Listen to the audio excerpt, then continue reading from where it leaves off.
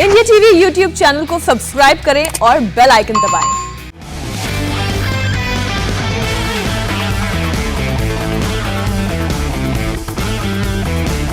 नमस्कार, आज की बात में आपका स्वागत है।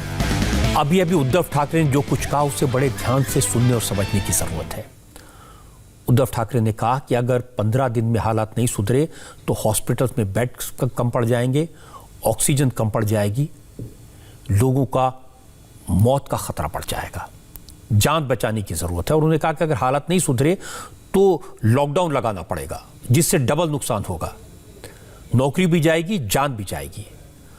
और उद्धव ने एक और बात कही, अगर नौकरी चली गई तो वापस आ जाएगी, जान चली गई तो कहां से लाएंगे। चेतावनी दी है, अगर महाराष्ट्र में, मुंबई में हालत नहीं सुधरे तो लॉकडाउन लगाना पड़ेगा। इसीलिए आज मैं जो आपको बताने जा रहा हूं उसे ध्यान से सुनने की जरूरत है। और यह बात किसी को डराने के लिए नहीं है, यह लोगों को बचाने के लिए है। हमारे देश में कोरोना की सेकेंड वेव शुरू हो चुकी है। यह सेकेंड वेव पहले से ज्यादा खतरनाक है।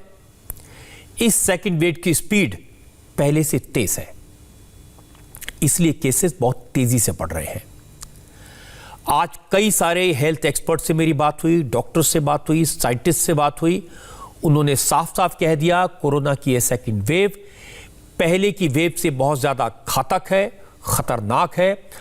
अगले कुछ दिनों में हालात ऐसे होंगे जब रोजाना 1 लाख से ज्यादा कोरोना के केसेस डिटेक्ट होंगे, और हम उसके लिए तैयार नहीं है। अगर अब भी नहीं संभले तो हालत अमेरिका और ब्राजील जैसी हो जाएगी, जहां पर लोगों को दफन करने के लिए जगह नहीं मिली।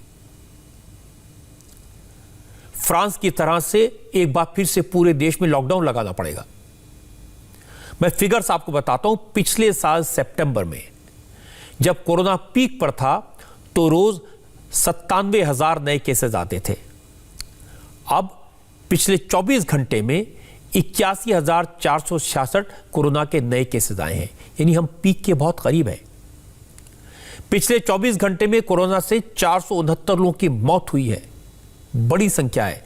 इस साल का अब तक का सबसे बड़ा आंकड़ा है। और सबसे ज्यादा चिंता की बात यह है कि पिछले साल जून में कोरोना से सबसे ज्यादा लोगों की मौत हो रही थी, लेकिन इस वक्त पिछले साल जून के मुकाबले मौत की दर यानी डेथ रेट 5.5% ज्यादा है। यह मत सोचिए कि लोगों को कोरोना हो रहा है, यह कम खतरनाक है, ठीक हो जाएंगे, थोड़ा सा जुकाम हुआ, खांसी हुई तो क्या हो गया। यह मौत का सौदा है और यह ट्रेंड खतरनाक है। सबसे ज्यादा बुरा हाल महाराष्ट्र का है, इसीलिए उद्धव ठाकरे को आज पब्लिक के सामने आना पड़ा। दिल्ली का बुरा हाल है। दिल्ली के चीफ मिनिस्टर अरविंद केजरीवाल लोगों से कह चुके हैं कि वो लॉकडाउन लगाना नहीं चाहते, लेकिन मजबूरी होगी तो क्या करेंगे। महाराष्ट्र में 24 घंटे में 43,000 से ज्यादा केसेस सामने आए। महाराष्ट्र, दिल्ली, मध्य प्रदेश, कर्नाटक, केरल, गुजरात, तमिलनाडु, छत्तीसगढ़, ये ऐसे राज्य हैं जहां पर बहुत सारी पाबंदियां लगानी पड़ी हैं, क्योंकि देश के 80% से ज्यादा केसेस इन राज्यों में हैं।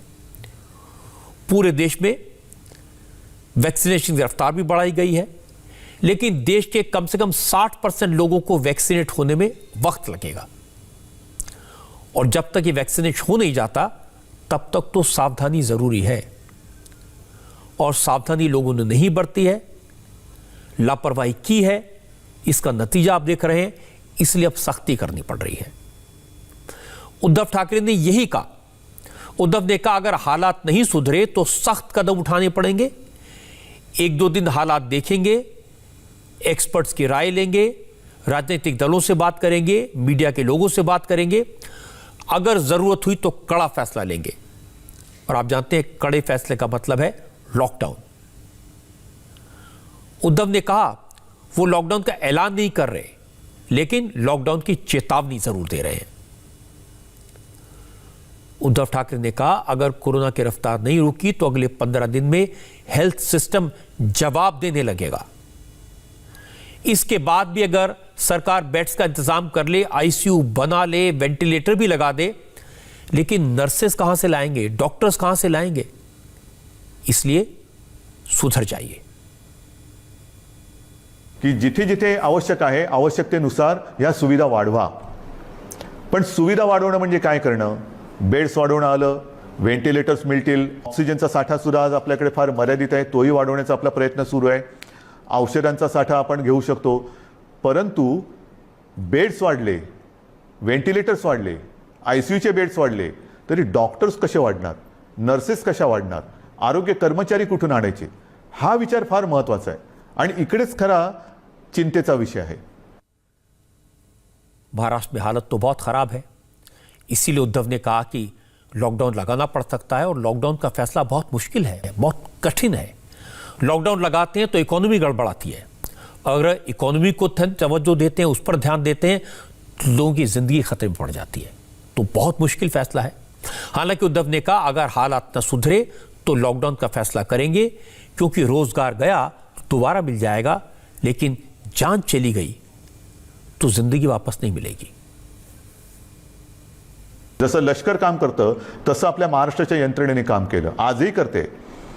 जम्बो कोविड केअर सेंटर्स उभारली आणि काही हजारात म्हणजे 8-10 हजार ज्या काही रुग्णशय्या होत्या त्याची संख्या आपण जवळपास 4.25 लाखापर्यंत नेली, सगळ्या काही मिळून. म्हणजे त्याच्यामध्ये इतर कोविड शिवाय असलेले beds, oxygen beds, ICU beds, विलगीकरणाचे बेड्स, डायलिसिसचे बेड्स असे मिळून साधारणतः 4.25 लाखापर्यंत ही सुविधा आपण वाढवली. ही मोठी आपली एक अचिव्हमेंट होती. आणि तेव्हाही मी म्हटलं होतं की लॉकडाऊनचा उपयोग हा संसर्ग थांबवण्यासाठी आहे आणि त्याच वेळेला आपल्या आरोग्य सुविधा वाढवण्यासाठी आहे. उद्धव ठाकरे ने महाराष्ट्र की जनता से अपील की, अच्छी बात है, चेतावनी दी, अच्छी बात है. उन्होंने जो भी बातें कही वो डराने वाली हैं, लेकिन सही है. हालत यह है कि अब सिर्फ अपील से काम नहीं चलेगा. सरकार ने ऐलान और अपील तो पहले भी की थी, सरकार ने सख्त नियम तो पहले भी बनाए हुए हैं, लेकिन मुश्किल यह है कि नियमों का पालन नहीं हो रहा. न सरकार पालन करवा पा रही है और न लोग सरकारी निर्देशों को मान रहे हैं. मैं इसके सबूत आपको दिखाता हूं, तस्वीरें आपको हैरान कर देंगी. सतारा जिले के बसवंत बावदन इलाके में एक धार्मिक यात्रा और पुरानी परंपरा के नाम पर हजारों लोगों की भीड़ इकट्ठा हुई. असल में हर साल होली के मौके पर बगाड़ यात्रा का आयोजन किया जाता है, लेकिन चूंकि इस बार महाराष्ट्र में होली के दिन बंदिशें थी, भीड़ इकट्ठी होने पर मनाही थी, पुलिस सतर्क थी, इसलिए लोगों ने आज इस यात्रा का आयोजन कर लिया. इसमें कितने लोग हैं गिनना मुश्किल है. चारों तरफ सिर ही सिर आपको दिखाई देंगे और ये तस्वीरें कोरोना वायरस को ओपन इन्विटेशन है. हमारे संवाददाता ने बताया कि पिछले 1 महीने से इस यात्रा को लेकर लोगों की मीटिंग चल रही थी. पुलिस जानती थी होली के मौके पर भीड़ इकट्ठा हो सकती है, लेकिन होली पर जब यात्रा नहीं हुई तो पुलिस भी निश्चिंत हो गई. लेकिन होली के 4 दिन बाद हजारों लोग अचानक सड़कों पर उतर आए. जब इस भीड़ की तस्वीरें हमने पुलिस को दिखाई, प्रशासन से सवाल पूछे, तो सतारा की पुलिस जागी और कोविड नियमों का वायलेशन करने के मामले में यात्रा आयोजन करने को लेकर 50 गांव वालों को डिटेन कर लिया. अब गांव वालों का कहना है कि जब चुनावी रैलियां हो सकती हैं तो फिर किसी को धार्मिक यात्रा में क्या दिक्कत है.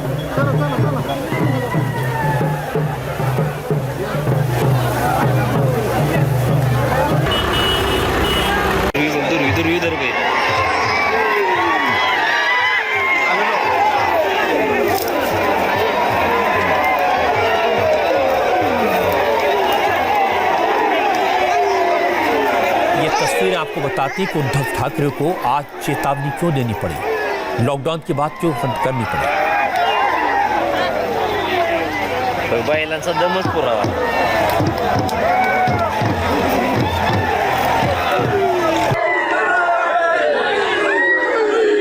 इस तरह की तस्वीरें डराती हैं, इस तरह की तस्वीरें खतरे की तरफ आगाह करती हैं और दिखाती हैं कि लोग किस कदर लापरवाह हैं.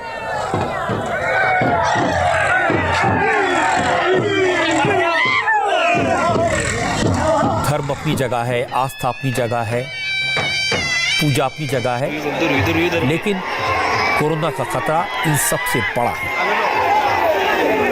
जान है तो जहान है, जिंदा रहे तो ये फेस्टिवल अगले साल मना पाएंगे। और ये सब इतनी भीड़, इतने लोग एक साथ, इसके बावजूद कि महाराष्ट्र में हालत खराब है, ये सब जानते हैं।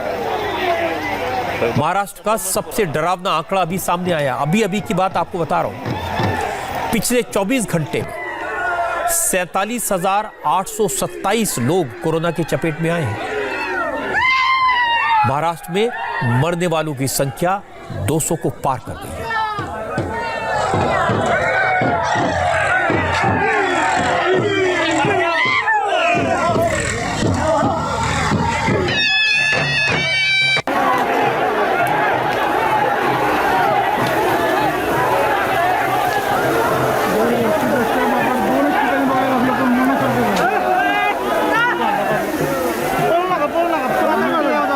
ये भीड़ देखकर आपको भी चिंता हो रही होगी कि महाराष्ट्र में हालत कैसे सुधरेगी।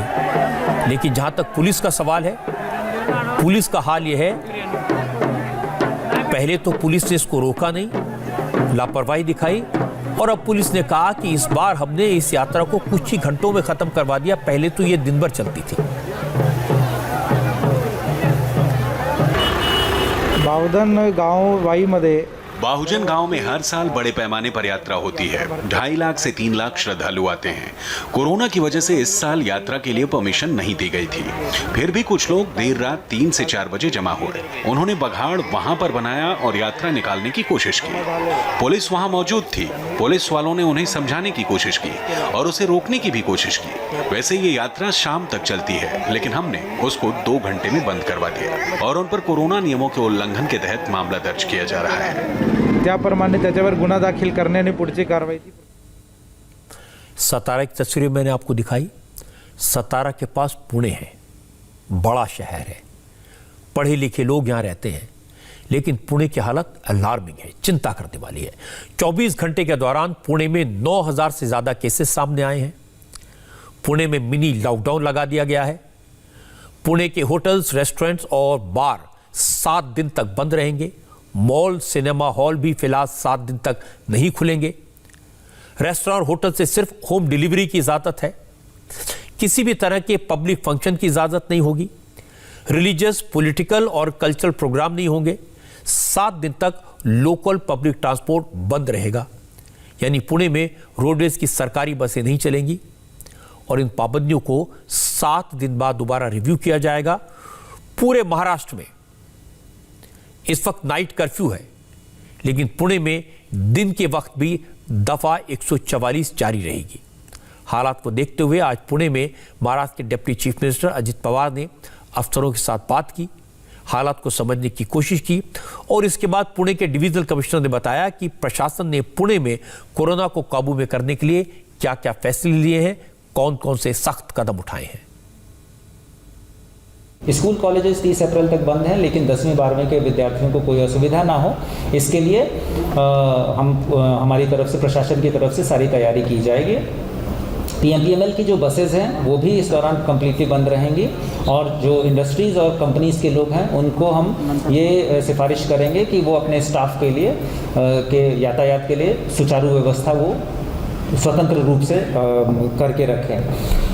इसके अलावा जो पुरानी सूचनाएं थीं, अर्थात जिम है, स्विमिंग पूल है, क्लब है, प्राइवेट सोसाइटीज़ में ये बंद रखने की, वो सूचनाएं अभी भी लागू हैं। जो शाम को 6 बजे से सुबह 6 बजे, ये 12 घंटे के लिए अत्यावश्यक सेवाओं को छोड़कर बाकी किसी भी काम से बाहर निकलने की परमिशन नहीं है और संचारबंदी रहेगी।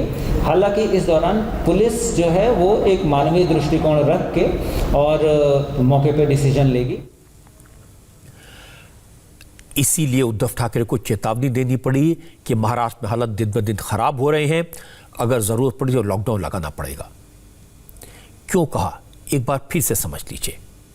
महाराष्ट्र में पिछले 24 घंटे में कोरोना के 47,000 से ज्यादा नए केसेस सामने आए हैं।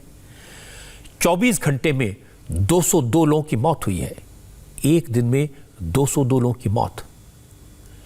ये आपको बता दूं कि पूरे देश में पिछले 24 घंटे में 469 लोगों की मौत हुई है और इनमें से 202 कोरोना से मरने वाले लोग सिर्फ महाराष्ट्र से हैं।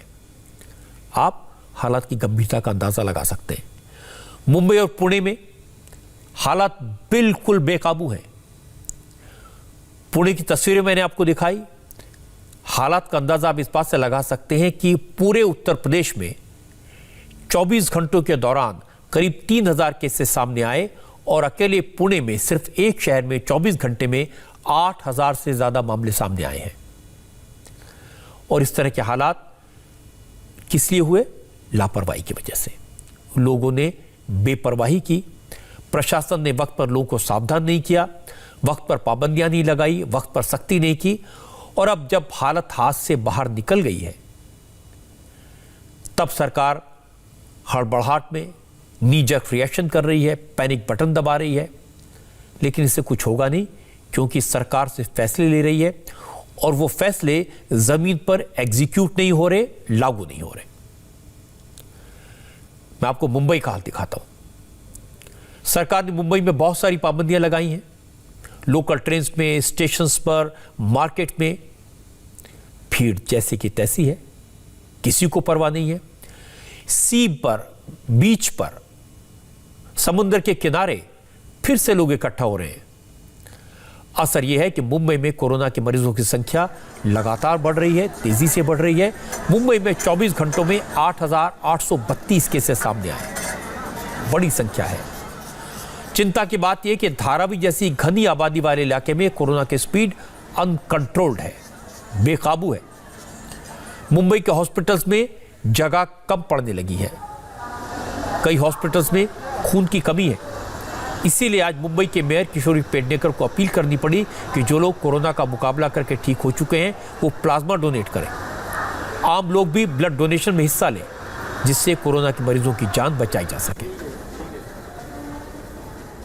हमारी काम करना का डेली का काम ये तो हमारे सब कर रहे हैं, लेकिन धारावी जैसी बहुत हेवी उसमें डिलीवरी होने के कारण 70 अभी पाए।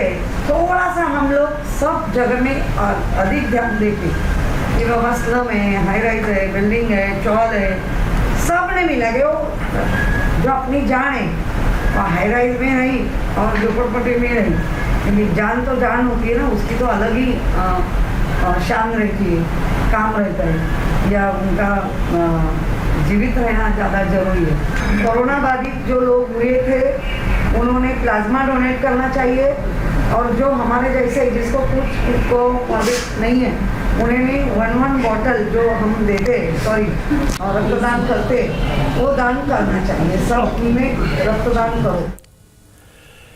मुंबई के लोगों को कोरोना की टेंशन नहीं है, इस बात की टेंशन है कि कहीं लोकल बंद तो नहीं हो जाएंगी। लोकल तो मुंबई की लाइफलाइन है। तो मैं आपको बता देता हूं, फिलहाल तो सरकार ने लोकल बंद करने का फैसला नहीं किया है। लोकल चलती रहेगी, लेकिन एसेंशियल सर्विसेज से जुड़े लोग ही लोकल से सफर कर सकेंगे। आम लोगों के लिए लोकल में सफर करने के घंटे निर्धारित किए जाएंगे। असं आम्ही त्यामध्ये मागच्या वेळेस जी उपाययोजना हम मुंबई में लोकल बंद नहीं करेंगे। जिस तरीके से पहले प्लानिंग की गई थी, अब अलग तरीके से नियोजन करके उसको बंद नहीं किया जाएगा। उस पर कुछ पाबंदी लगाई जाएगी। जिस तरीके से पश्चिम बंगाल और तमिलनाडु में किया गया था, उसी की तर्ज पर यहां पर भी लागू किया जाएगा। भीड़ कम करते हुए लोगों को सुविधा कैसे दी जाए, इसका ध्यान रखा जाएगा। कई लोगों को आज भी लगता है कि कोरोना उन्हें होगा नहीं, अगर हुआ तो उनका कुछ बिगाड़ नहीं पाएगा, थोड़ा बहुत बुखार होगा, जुकाम होगा, हम ठीक हो जाएंगे। अब कोरोना पहले जैसा खतरनाक नहीं है। ऐसे लोगों से मैं कहना चाहता हूं कि कोरोना खतरनाक है। अगर आपको कोरोना हुआ तो आपके शरीर में स्कार छोड़ जाएगा, तकलीफ दे जाएगा, जानलेवा भी हो सकता है, और ये किसी को नहीं छोड़ता। बड़े बड़े लोगों को छोटी छोटी गलतियां भारी पड़ती दिखाई दे रही हैं। सचिन तेंदुलकर का एग्जाम्पल हमारे सामने है। स्पोर्ट्स पर्सन है, अभी खेलते हैं, फिट हैं, भीड़ भाड़ में नहीं जाते, सोशल डिस्टेंसिंग का पालन करते हैं, प्रोटोकॉल का पालन करते हैं, लेकिन इसके बाद भी कोरोना सचिन तेंदुलकर तक पहुंच गया और एक हफ्ते में ऐसी हालत हो गई कि आज सचिन तेंदुलकर को हॉस्पिटल में एडमिट कराना पड़ा। सिर्फ सचिन नहीं, आलिया भट्ट एकदम फिट है पर वो भी कोरोना की चपेट में आ गई। आमिर खान हेल्थ कॉन्शियस है, हेल्थ का, डाइट का बहुत ध्यान रखते हैं, कोरोना पॉजिटिव है, आइसोलेशन में रह रहे हैं। मुंबई से बीजेपी के एमपी मनोज कोटक को भी दोबारा कोरोना का इन्फेक्शन हो गया है। मिलिंद सोमन फिटनेस के लिए मशहूर हैं, वो भी कोरोना के शिकार हुए हैं। जहां तक सचिन तेंदुलकर का सवाल है, आज उन्हें हॉस्पिटल में इसलिए शिफ्ट करना पड़ा क्योंकि हालत खराब हुई। पिछले महीने 27 मार्च को उनकी कोरोना रिपोर्ट पॉजिटिव आई थी, तब से वो होम क्वारंटीन में थे। अच्छी बात है कि घर के बाकी मेंबर्स की रिपोर्ट नेगेटिव आई है, लेकिन डॉक्टर से एडवाइस किया, हॉस्पिटल जाना पड़ा। और मैं आपको यह भी बता देता हूं कि सचिन ने गलती क्या की। असल में Sachin road safety world series में हिस्सा लेने के लिए रायपुर गए थे। यहां उन्होंने इंडिया लेजेंड्स टीम की कप्तानी की थी और फाइनल मुकाबले में श्रीलंका को हराने के बाद जब मुंबई लौटे तो उनके साथ कोरोना वायरस उनके घर पहुंच गया। सचिन के साथ साथ यूसुफ पठान, इरफान पठान और कई प्लेयर्स हैं जो इस वायरस की चपेट में आ गए। अब आप सोच लीजिए, ये तो खिलाड़ी हैं, ये बेहद संयमित शेड्यूल को फॉलो करते हैं, इसके बावजूद कोरोना वायरस से इन्फेक्ट हो गए तो कोरोना नाम पूछ कर नहीं आता, आपकी पोजीशन देखकर नहीं आता। आज ताज्जुब हुआ जब यह पता चला कि रॉबर्ट वाड्रा की कोरोना टेस्ट की रिपोर्ट पॉजिटिव आई है। मैं रॉबर्ट वाड्रा को अच्छी तरह जानता हूं, उनके साथ जिम में बहुत टाइम मैंने शेयर किया है। वो फिट रहते हैं और जबरदस्त एक्सरसाइज करते हैं, कोई समझौता नहीं करते। बहुत फिट होते हुए भी रॉबर्ट वाड्रा कोरोना के शिकार हो गए। उन्हें किसी तरह कोई सिम्टम नहीं है, लेकिन पॉजिटिव है, फिलहाल घर में है, आइसोलेशन में है। पहले रॉबर्ट वाड्रा ने कोरोना पॉजिटिव होने की जानकारी दी और उसके बाद प्रियंका गांधी ने भी एक वीडियो पोस्ट किया। प्रियंका ने कहा क्योंकि वो कोरोना इन्फेक्टेड व्यक्ति के संपर्क में आई हैं, इसलिए वो भी सेल्फ आइसोलेशन में रहेंगी और इसकी वजह से प्रियंका ने असम, तमिलनाडु और केरल के चुनावी दौरे रद्द कर दिए। I've been exposed to the coronavirus. So although I tested negative yesterday, the doctors have advised that I self-isolate for a few days. Unfortunately, I have to cancel the program that was scheduled for me for the Assam campaign today and for Tamil Nadu tomorrow and Kerala day after tomorrow. I'd like to apologize to everybody for not being able to be there. Robert Vadra का case Delhi वालों को याद दिलाने के लिए काफी है कि यहां भी गलती की कोई गुंजाइश नहीं है, क्योंकि दिल्ली में भी कोरोना तेज रफ्तार से बढ़ रहा है। आज दिल्ली में कोरोना के 3,594 नए केसेस सामने आए।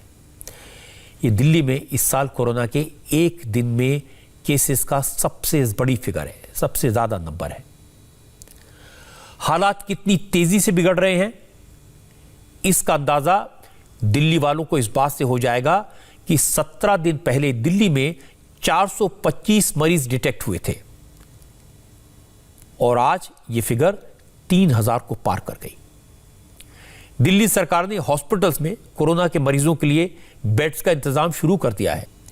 आज अरविंद केजरीवाल ने अफसरों से मीटिंग की, हालात को रिव्यू किया और मीटिंग के बाद केजरीवाल ने कहा कि दिल्ली कोरोना की सेकंड वेव नहीं, फोर्थ वेव का सामना कर रही है। दिल्ली में कोरोना की चौथी लहर है, लेकिन फिर भी हालात अभी लॉकडाउन जैसे नहीं है। हालांकि केजरीवाल ने यह भी कह दिया कि अगर हालात बिगड़े तो लॉकडाउन भी एक ऑप्शन होगा, लेकिन वो लॉकडाउन का फैसला जनता से पूछकर करेंगे। दिल्ली के लिए ये चौथी वेव है, चौथी पीक हम लोग एनकाउंटर कर रहे हैं। लेकिन ये वाली पीक में जो देखने को मिला है कि एक्सपोनेंशियली इंक्रीज हो रहा, बहुत तेज़ी से केसेस दिन ब दिन इतनी तेज़ी के साथ केसेस बढ़ते जा रहे हैं। ये चिंता का विषय है, लेकिन घबराने की ज़रूरत नहीं है। अभी जो स्थिति है, सरकार में लॉकडाउन किसी भी तरह का करने का कोई विचार नहीं है। हम स्थिति पे नज़र रखे हुए हैं। भविष्य में अगर ज़रूरत कभी पड़ेगी तो मैं आपसे बातचीत करके ऐसा कोई निर्णय लिया जाएगा, लेकिन अभी फ़िलहाल कोई लॉकडाउन करने का सरकार का निर्णय नहीं, सरकार का विचार नहीं है। आज स्थिति है कि महाराष्ट्र के मुख्यमंत्री हो या दिल्ली के मुख्यमंत्री, वो हालात को समझ रहे हैं और उन्हें लगता है कि लॉकडाउन लगाना पड़ सकता है। लॉकडाउन लगाना नहीं चाहते, वो जानते हैं कि लॉकडाउन लगाने से लोगों के रोजगार पर असर होगा, जिंदगियां खराब हो जाएंगी, नौकरियां चली जाएंगी। इसलिए हम सब की कोशिश होनी चाहिए कि ऐसे हालात पैदा ना होने दें कि लॉकडाउन लगाना पड़े। आज केजरीवाल ने केंद्र सरकार से एक और बात कही है, अपील की है कि वैक्सीनेशन अब सबके लिए ओपन कर देना चाहिए। 18 साल से ऊपर सबको टीका लगे, इसकी कोशिश होनी चाहिए। वैक्सीनेशन के ऊपर सरकार पूरा ध्यान दे रही है। हमें लगता है कि जितना ज़्यादा वैक्सीनेशन किया जाएगा उतना ज़्यादा इस बीमारी पे काबू पाया जा सकता है। हमें खुशी है कि केंद्र सरकार ने 1 अप्रैल से 45 साल से ऊपर की उम्र वालों के वैक्सीनेशन की इजाज़त दे दी है। 45 साल की उम्र वाला क्लॉज हटा के और सारी जनता को एक साथ वैक्सीनेट, युद्ध स्तर के ऊपर वैक्सीनेशन करने का कार्य कर देना चाहिए, ताकि हमें सबको इससे निजात मिल सके, कोरोना से निजात मिल सके। तो मैं उम्मीद करता हूं कि केंद्र सरकार इसको पूरे गौर करेगी और युद्ध स्तर के ऊपर राज्य सरकारों को अपने स्तर पे वैक्सीनेशन करने की इजाज़त देगी। ये बात सही है कि वैक्सीनेशन सबका होना चाहिए। एक्सपर्ट्स का कहना है कि जिन लोगों को खतरा ज़्यादा है पहले उन्हें वैक्सीन मिलनी चाहिए।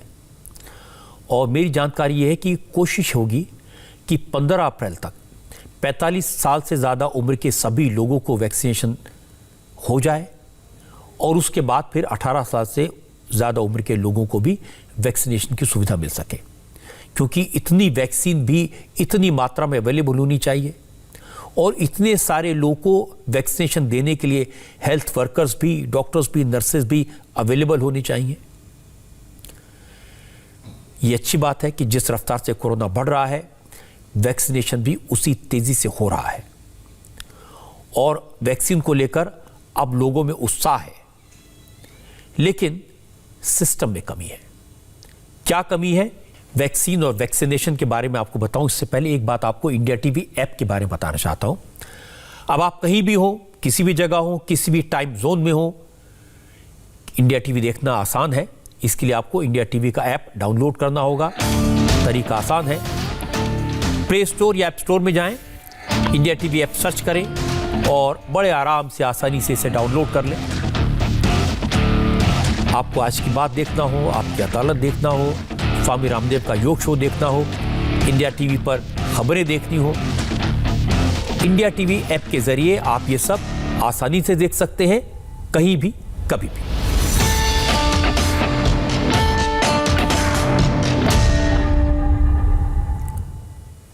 कोरोना की परेशान करने वाली खबरों के बीच में एक अच्छी खबर यह है कि वैक्सीन लगवाने के लिए लोगों में अब उत्साह दिखाई दे रहा है। अब तक करीब 7.5 करोड़ लोगों को वैक्सीन लगाई जा चुकी है। कल ही एक दिन में 36,71,000 से ज्यादा लोगों ने वैक्सीन की डोज ली। ये एक दिन में वैक्सीनेशन का अब तक का सबसे बड़ा फिगर है। 45 साल से 60 साल की उम्र वाले 19,40,000 से ज्यादा लोगों को कल वैक्सीन की पहली डोज दी गई। लोगों के उत्साह और वक्त की जरूरत देखते हुए सरकार ने अब यह तय किया है कि अब छुट्टियों के दिन भी वैक्सीनेशन होगा। जैसे आज गुड फ्राइडे की छुट्टी थी, वैक्सीनेशन हुआ। मुंबई में वैक्सीन लगवाने को लेकर लोगों में उत्साह दिखा है। आज सुबह से ही वैक्सीनेशन सेंटर्स में टीका लगवाने की लाइनें थी।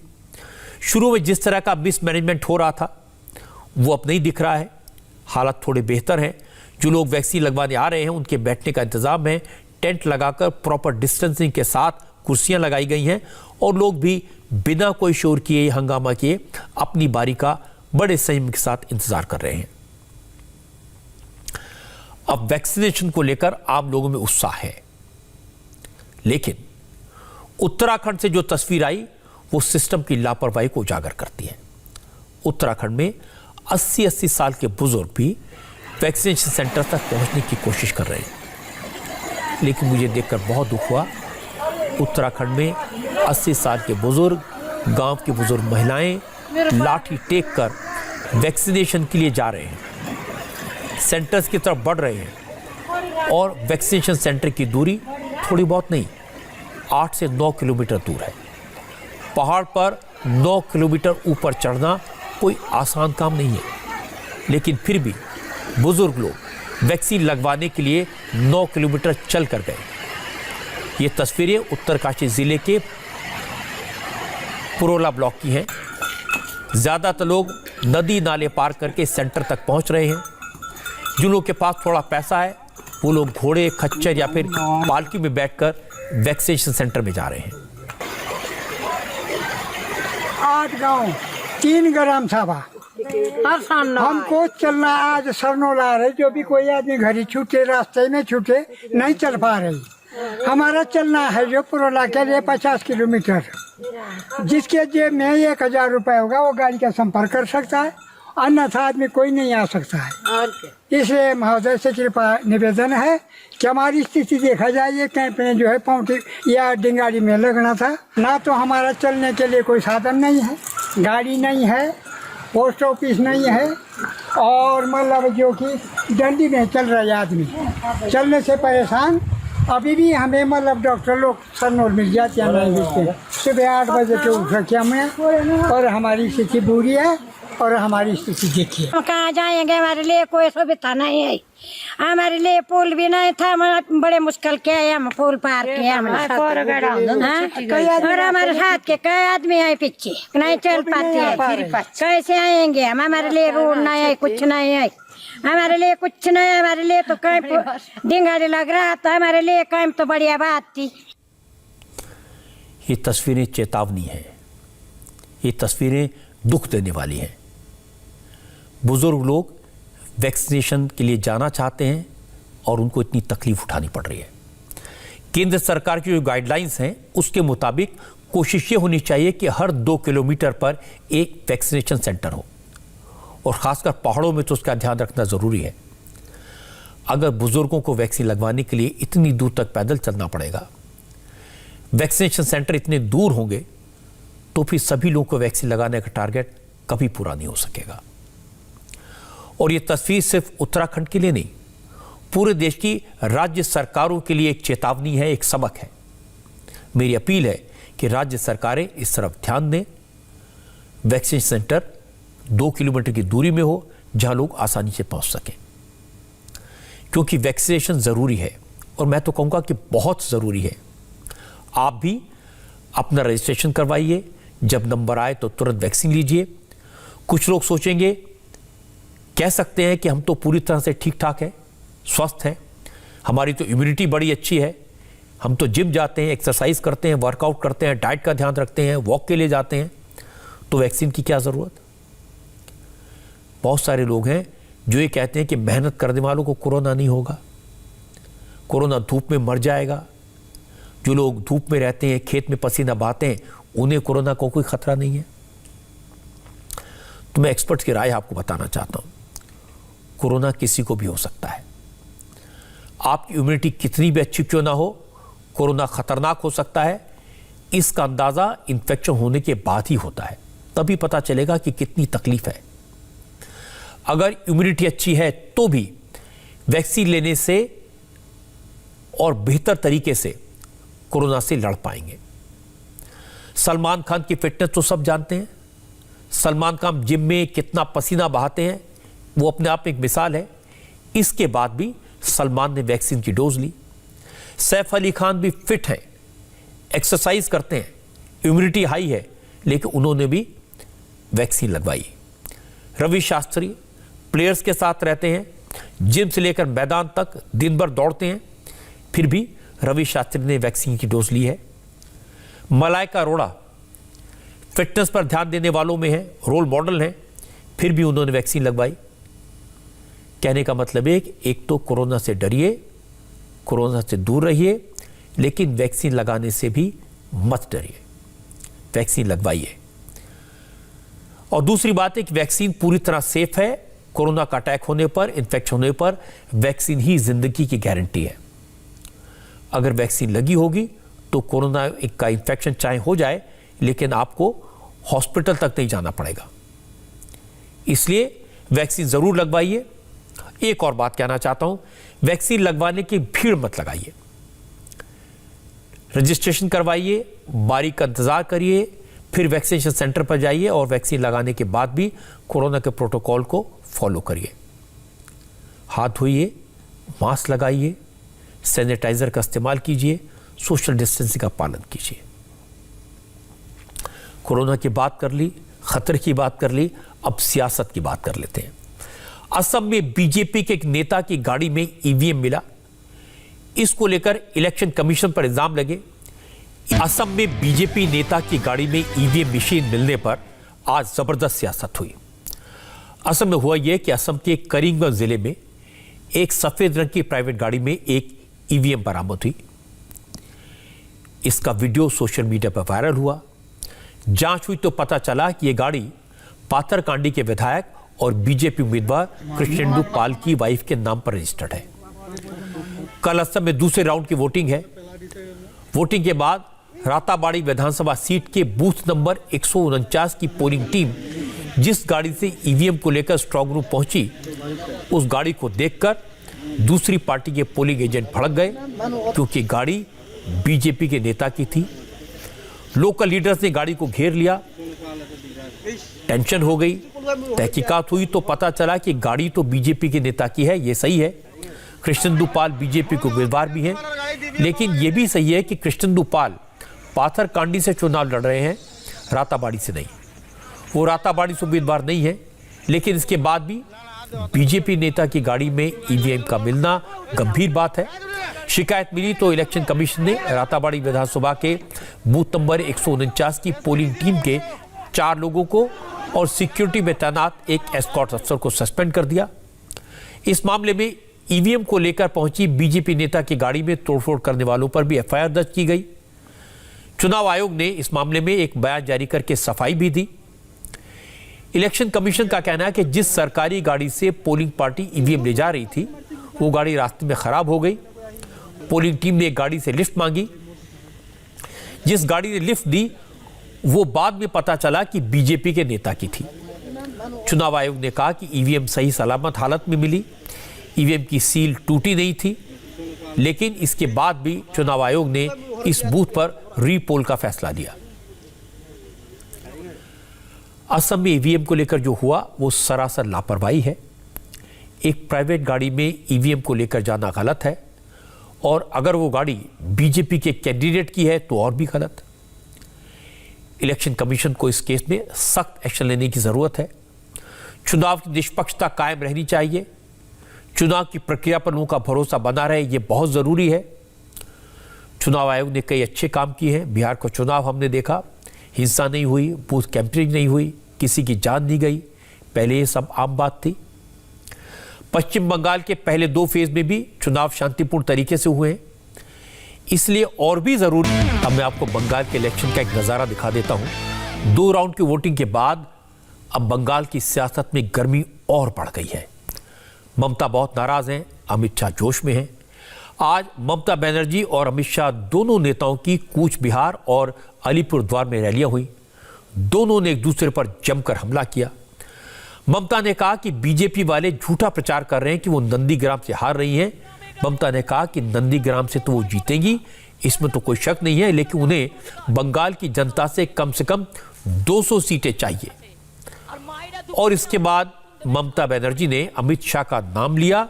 ममता ने तृणमूल कांग्रेस के कार्यकर्ताओं से कहा कि अमित शाह को लोगों को डराने की आदत है, लेकिन डरना मत। और इसके बाद उन्होंने कहा, आप लोग चिंता ना करो, मैं 2 मई का इंतजार कर रही हूं और 2 मई के बाद मैं गिन गिन कर बदला लूंगी। चुनाव का पहले पुलिस आप लोगों को थोड़ा डराएंगे। और बीजेपी का होम मिनिस्टर है ना सेंट्रल का, उसका यही आदत है। उसका आदत है हर आदमी को डराना, दंगा करना, लोग मारना, ये उसका आदत होता है। हिंदू मुस्लिम बंटवारी करना, शेड्यूल कास्ट टाइप बंटवारी करना, भाई बहन बंटवारा करना, ये उसका काम होता है। और सेंट्रल पुलिस जो बाहर से आते हैं वो आके थोड़ा आप लोगों को डराएगा, जैसे कल नंदीग्राम में भी डराया, परसों डराया। और क्या करते हैं, चुनाव का टाइम खत्म हो जाने के बाद जो 48 आवर्स होता है वो टाइम में गांव में घुस के, रास्ता में घुस के बीजेपी पार्टी को लेके और डराता है, अब तृणमूल को वोट मत दो, बीजेपी को वोट दो। सुनेगा नहीं, सुनेगा उसका बात? अगर वो पुलिस जाके डराएगा तो आप लोग एक कट्टा हो जाइए, और एक कट्टा होके মা বোনেরা আপনাদের খুন্তি নেই, হাতা নেই, বেলুন নেই, ঘরে ঝাড়ু নেই, ঘরে লাঠি নেই, সেইগুলো দিয়ে তাড়া করবেন, ঠিক আছে? আর ভাই বোনেরা আমার, ভয় পাওয়ার কোনো কারণ নেই। তোমরা ইয়াং জেনারেশন ভয় পাও, বাংলার লোকেরা ভয় পায় না। अमित शाह भी जवाब देने में तेज हैं। उन्होंने कहा कल नंदीग्राम में तय हो चुका है कि ममता बनर्जी चुनाव हार रही हैं, अब दीदी के एडवाइजर उनके लिए सेफ सीट खोज रहे हैं। कूच बिहार कलकत्ता से 700 किलोमीटर दूर है, मगर दीदी के दिल से 7000 किलोमीटर दूर है। उनको उत्तर बंगाल की कोई पड़ी नहीं है। दीदी ने उत्तर बंगाल को हमेशा अन्याय किया है, इसीलिए दीदी आपसे डरती है, आपसे डरती है। कल दीदी नंदीग्राम में तय हो गया है कि नंदीग्राम में दीदी चुनाव हार रही है। बाद में उनके एडवाइजर गए कि दीदी कहां से लड़ोगी? उन्होंने कहा उत्तर बंगाल के अलावे कहां से भी लड़ा दो, उत्तर बंगाल वाले मुझे नहीं जिताने वाले हैं। आप लोगों को आपके भरोसे छोड़ दिया है, मगर मैं कहता हूं चिंता मत करिए, 2 मई को दीदी जा रही है और उत्तर बंगाल के अच्छे दिन आ रहे हैं। पहले 2 चरण के चुनाव पर नजर है या नहीं है ना? क्या हुआ है वहां? कमल खिला है। क्या हुआ है? क्या हुआ है? मेरी बात याद रखिए, 60 में से 50 से ज्यादा सीटें भारतीय जनता पार्टी जीत चुकी है। दीदी आपका जाने का समय आ चुका है। नमस्ते, मैं हूं मीनाक्षी जोशी। वीडियो और खबरों से अपडेट रहने के लिए India TV YouTube channel subscribe करें, बेल आइकन दबाना ना भूलें। जुड़े रहें इंडिया टीवी के साथ।